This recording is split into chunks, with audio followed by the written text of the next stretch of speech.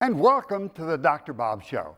We'll spend most of this show trying to answer the questions, why can't I get a good night's sleep?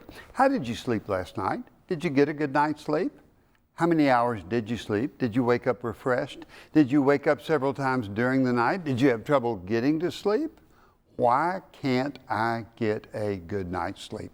I think we'll be able to answer those questions on this show. My guest is Dr. Chris Nolte. Dr. Nolte is a board-certified sleep specialist, fellowship trained, and he'll be answering our questions.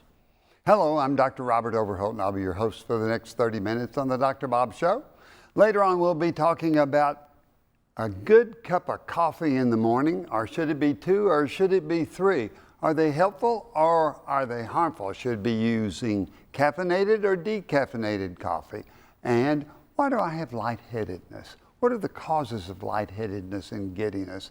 There are medical things that you should know. So we have a lot of information for you. You'll want to stay tuned.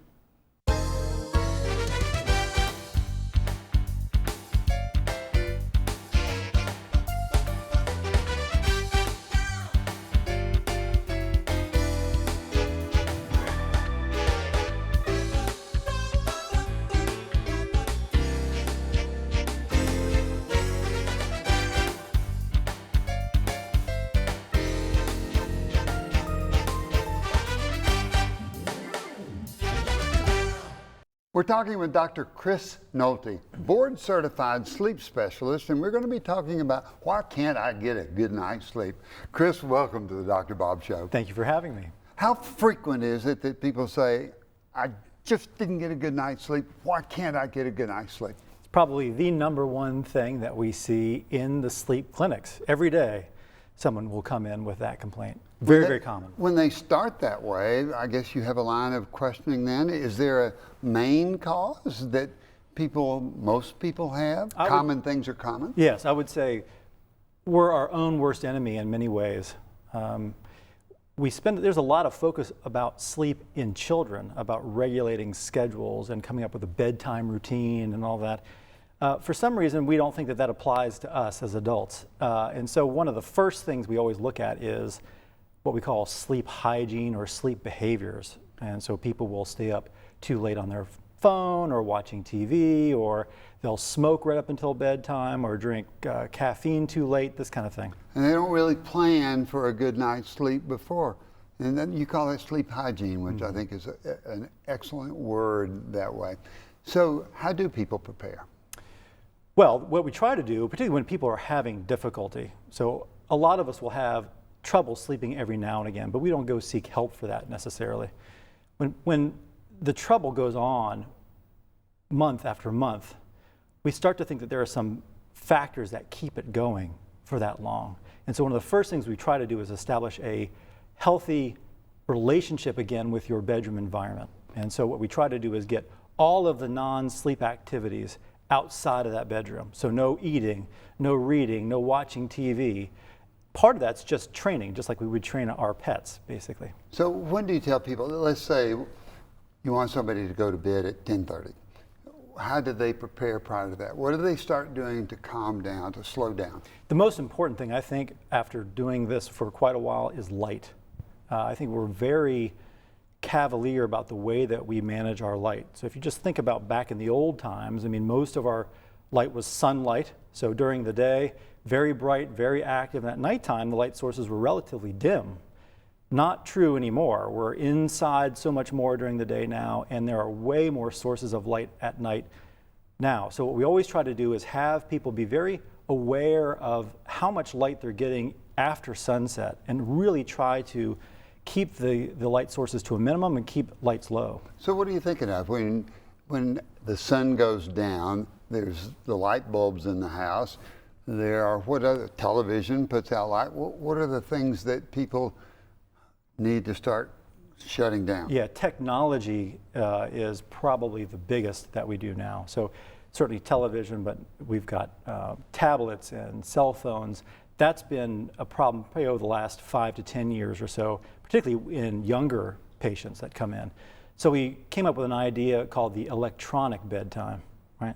So about an hour or so before that 10:30 bedtime that you're aiming for, you would really try to plug those devices in a centralized location, turn them off, and kind of go old school on yourself. So not high efficiency LED bulbs, but old-fashioned light bulbs which emit warmer light, less blue wavelength light, which is the culprit for insomnia. And really do things that are a little bit more passive. Music listening, reading books the old-fashioned way. The old-fashioned thing. So, but we're so tuned into high technology. I've got to go to my computer. I've got to see what the last emails were. I've got to do this and that. Those can be harmful to the sleep hygiene that you're talking Exactly about. right. So the same thing is true. Every now and again, we'll get people who are so avid readers that reading for them is just as stimulating as getting and checking your work email and those kinds of things. So a lot of it's light, but a lot of it's just if you're revving yourself up by whatever means, we try to calm that down. So what's the biggest thing that you tell people to do? You just have to take an individual history and say, hey, you know, you need to stop your reading, you need to stop your looking at television, you need to stop your internet activity. You just tell them to stop it an hour before? I want them to come up with that bedtime routine. That's what I'm after. So, and the bedtime routine should be 30, maybe 60 minutes, but it should be the same every night, particularly if they're having trouble. Part of that, again, is just trying to train yourself to wind down. We do this with kids, so we think that the childhood bedtime routine should last 30 minutes. And a lot of parents, that process can take a long time. And what we try to do is move it from a common use area of the house, TV watching, snack in the family room, whatever, to the bathroom, to the bedroom, one direction, so that they know when they brush their teeth and hop into bed and read the story, they don't come back out again, do those what we call curtain calls, where I need one more thing, one more thing. So and I want my adults to do the same thing. So particularly if they're having trouble. When adults go to bed, do they sit there and say, oh, I've got to do this, this, this, and then they jump up to see if the door was locked or if the refrigerator door was closed? Yeah. How do you calm that down for people? Yeah, so it's the mind for almost all of us, right? There are certain behaviors that are counterproductive, like caffeine too late or nicotine too late. In some ways, those are very easy to understand, but like a lot of behavioral things, a little difficult to change over time. But people get that part. The hardest part is the counting sheep, the how do you quiet that mind from either mundane things like making lists about what you have to do tomorrow to ruminations, worries, and that's where people with a lot of anxiety or stress have trouble. So if that's your trigger, and part of that comes out through that individual history that we take, we try to incorporate that into the bedtime routine early. So they're getting the book out and they're writing down, they're making those lists physically, or they're trying to write down those worries that they have so they're not doing that in bed while they're trying to sleep. So if we've calmed down, we get in the bedroom, what are the hazards in the bedroom that keep people awake? You know, this is a part of sleep medicine we don't pay a lot of attention to, but it is what we all face. It's extra light sources, it's noise, either from the snoring bed partner next to you, or kids or pets, smells, disorganization. So the National Sleep Foundation did a bedroom poll in 2011. Just asked people, what do you find important to good quality sleep? And it is basically like a hotel room, if you will. It's dark, it's clean, smells nice. Lavender is the one particular scent that's been studied. It's very, very organized, and so people, have fresh sheets and fresh linens, and the air is clean and all that, and cool. What temperature should the bedroom be?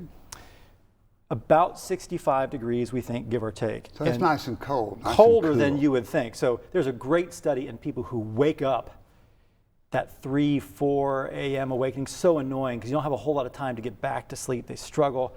It turns out those people were getting warm too early, and their average bedroom temperature was between 70 and 71 degrees, whereas people who slept all the way through between 60 and 65 degrees.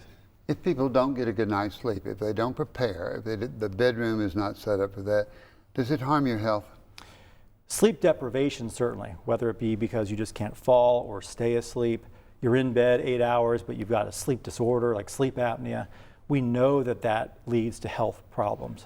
What lists me 1 or 2 or 3 illnesses that can occur because of inadequate sleep?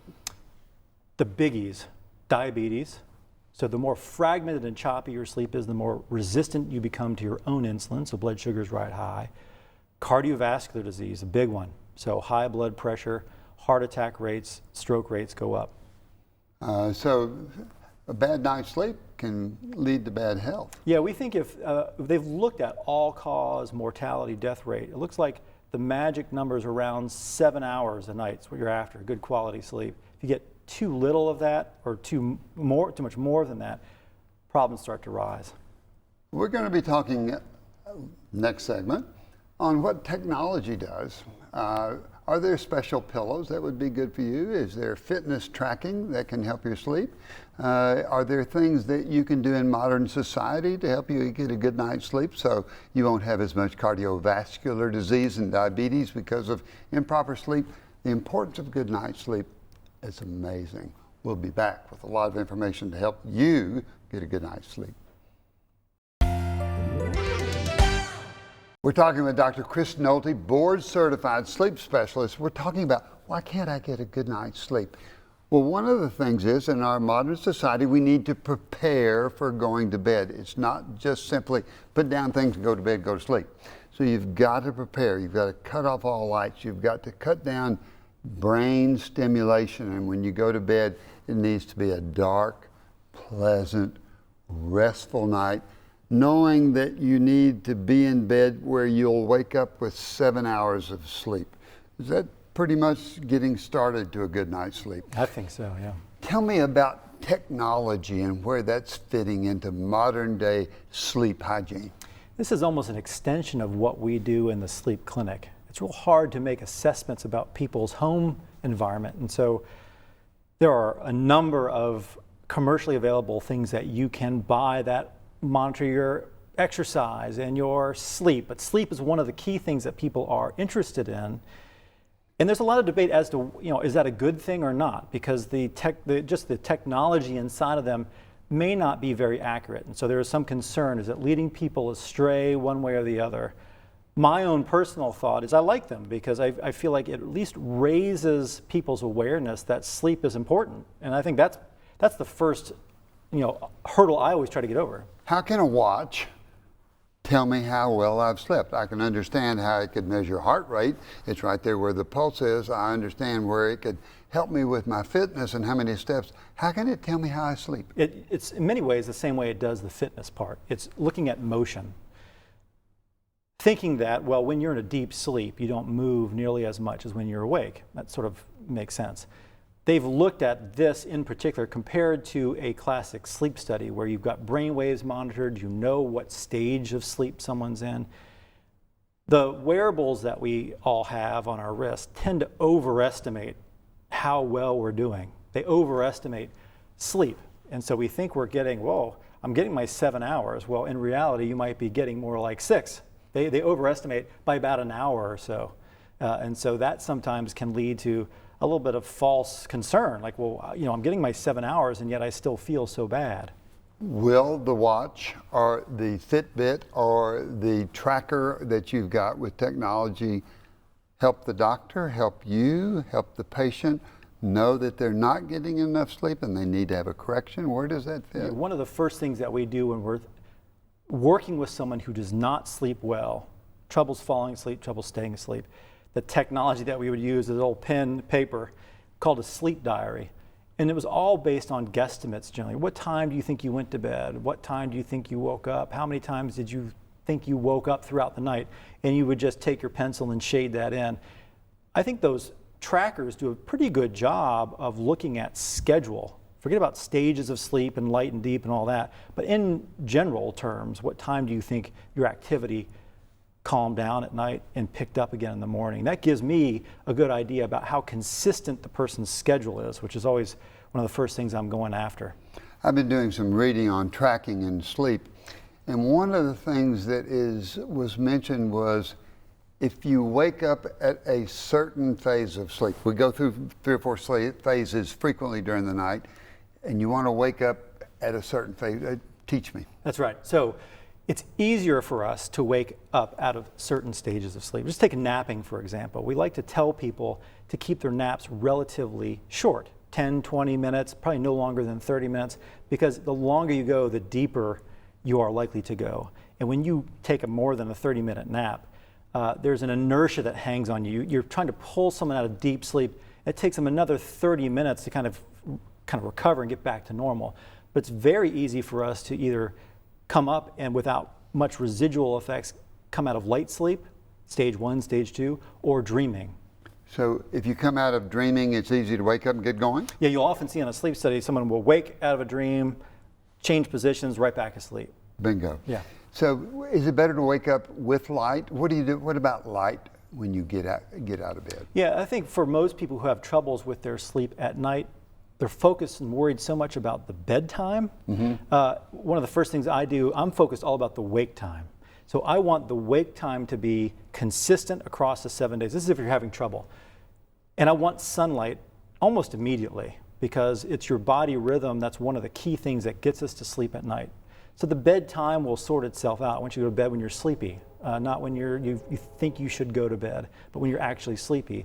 But I want that wake time to be nice and consistent across the week, and I want lots of sunlight. We think if you can get 30 minutes in the morning, that's tough for a lot of us to add an extra 30 minutes of sunlight exposure. We think that's so crucial for locking in our body rhythm. So in the winter months of the year, if it's dark when you wake up and you wake up at 6 o'clock in the morning, should you get out of bed and then turn on all the lights in the house and get it going, because the sun may not come up for an hour? Yeah, even better, we use light boxes for this purpose. Now, you may have heard of those. Those were really invented for people who got winter depression, winter blues, and there was a dose, very bright light. It was 10,000 lux, L-U-X was the dose, if you will, of the light. Found great purpose in sleep as well. So these things are relatively small. They sit on your tabletop or your desktop at work. You can watch TV, eat your cereal, be on the laptop, as long as it's somewhere in your field of vision. If you can do that for 30 or 60 minutes a day, we think that that's probably a close second to sunlight. Chris, when somebody comes to you and says, I just can't get a good night's sleep, where does the sleep study come in? What does it tell you? And how does the sleep study help you guide the patient to a better night's sleep? Sleep testing comes to my mind for trouble staying asleep first. A lot of patients can get to bed, fall asleep just fine, but they wake up. And the question is, well, I mean, what is waking that person up? They can't tell you. So that's where a sleep study often will find things like sleep apnea or abnormal movements that are waking the patient. So sleep maintenance problems, I will often do a sleep study for.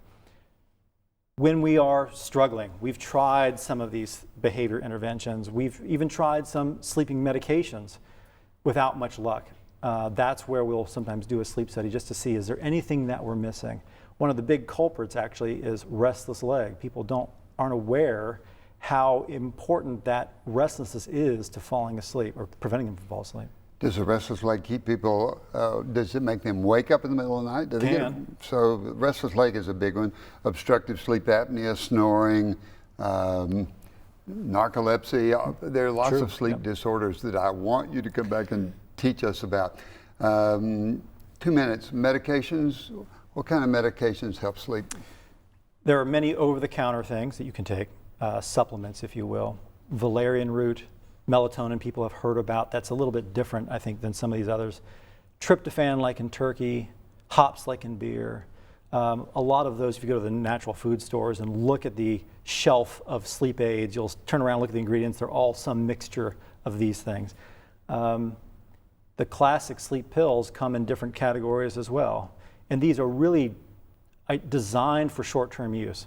People who slept well have a life stress, all of a sudden they can't sleep. Pretty normal to not be able to sleep when you're stressed. That's where those medications really were designed and intended to be used. 14-day use, maybe a couple months, that kind of thing, and then you pull those away. Right. Yeah. So you help people get in a pattern of sleep, and then you take the medicines away. Yeah, so cognitive therapy, one of those things where you're trying to look at those fundamentals that we just talked about in the first bit of the show. If those aren't in place, you're never going to get the person off of those sleeping pills. You have to build that sort of pyramid, if you will, and you might need both initially. And then over time, you can gradually get off of that medication. Chris, there's a huge amount of information that people need to know on sleep. Thank you for telling us about why I didn't get a good night's sleep, how to get that good night's sleep, and know that medications are not the answer. It's preparation for sleep and having good sleep hygiene. Thank you for coming to the Dr. Bob Show. Thank you. Great teacher, a lot of information. You'll want to stay tuned. We're going to be talking now about a cup of coffee getting up in the morning. Is it helpful or does it hurt your health? And why do people get lightheaded and giddy? A lot of information. I want to thank Dr. Chris Nolte. Wonderful discussion on how we should get a good night's sleep. Now, questions from you, the viewer. Question number one, Dr. Bob, is coffee good or bad for you? Well, our society is one where we really like to wake up with a good cup of coffee. And is it good for you or is it bad for you? Does it stimulate the heart too much? Does it make us nervous? Does it keep us awake? Does it make us jittery? Or does it help the body? Recent studies show 2 to 3 cups of coffee in the morning improve somebody's health. They increase the longevity of life. If you take 2 or 3 cups of coffee in the morning, then you will live longer. It cuts down on cardiovascular disease. It cuts down on neurology problems, neurodegenerative, Alzheimer's, Parkinson's disease. If we have 2 to 3 cups of coffee, it will decrease the incidence of type 2 diabetes. So it looks like 2 to 3 cups of coffee in the morning is good for our health. Here's the interesting part. It doesn't matter if it's caffeinated or decaffeinated coffee. So it has to be something in the coffee bean. When we look at the coffee beans, there are materials, there are chemicals that are in the coffee bean that are antioxidants. And so they prevent oxidation problems that cause problems in the brain, problems in the heart, and problems in the GI tract. So know that 2 to 3 cups of coffee are good for your health. Don't drink your coffee within 5 hours of when you go to bed, or you may not be sleeping well. So know that coffee is good. The only bad thing that I could find in the literature and out of these new studies were may be a slight increased incidence of ovarian cancer. Question number 2, Dr. Bob. I seem to get lightheaded. What are some of the reasons for being lightheaded? Well, a lot of people feel giddy. They feel lightheaded. They feel like they're swimmy-headed. And let's look at the possibilities of what that can be. Number one, as we get older and there gets to be hardening of the arteries, when we suddenly stand up from sleeping at nighttime, we feel lightheaded. That's because the blood pressure is not being acclimated. And so the blood pressure actually, when you first get out of bed, can get too low and make you feel lightheaded and giddy. People can have low blood sugar during the day. And when they get a low blood sugar, it makes them feel giddy. It makes them feel lightheaded. It makes them where they feel uncomfortable. They'll break out in a sweat. You have to measure your blood sugar during that period of time. Sometimes people get low blood sugar problems as a precursor later on to developing type 2 diabetes. So you need to think about a low blood sugar. What can you do about that? Well, you eat more protein at your meal times. So at breakfast have some protein, at lunch have some protein, and at supper time have some protein. Cut down on the carbohydrate burst that you have. So lightheadedness can be from people having postural hypotension. When they stand up, their blood pressure falls. That could be due to medications. It could be due to dehydration. Are you drinking enough water? Do you have 5, 6 glasses of water every day? Water is the best hydration that you can get. And then you need to look at your medications. Are medications, and you'll have to talk these over with your doctor, are medications making you feel not just alert, make you feel sort of floating, make you feel sort of giddy? If that's the case, then your doctor and you need to figure out the medications that are best for you. So lightheadedness can be due to hardening of the arteries, it can be due to blood pressure, it can be due to low blood sugar. So know that giddiness is a problem that is very common, but it can be worked out. Well, that's all the time that we have for this show. Let's remember those 4 things that we like. Number 1 is exercise. When we exercise, it helps guide our weight. It helps lower our blood pressure. It helps us feel better. It makes us have endorphins released that give us a high feeling, a feeling of feeling good. Eating properly, more fruits and vegetables, and less fried fatty foods. Be sure that we have 7 hours sleep. We talked about that with Dr. Nolte. If you get 7 hours of sleep, you'll be rested, you'll feel better, and you'll perform better. And then the thing that we really like in the Dr. Bob Show, it's laughter in your life. Sometimes we don't talk enough about laughter. Laughter helps the immune system, and it helps the immune system fight off infection. So people that are happier, that laugh more, that smile more, have less problems with illnesses. And that's because the cells in the immune system that protect us with protective antibodies work better. So find that person that you like to laugh with. Laugh and have a good time, tell funny stories, smile a lot, giggle a lot. And when you do that, you'll find that you'll be healthier, you'll be happier, and so will the people around you.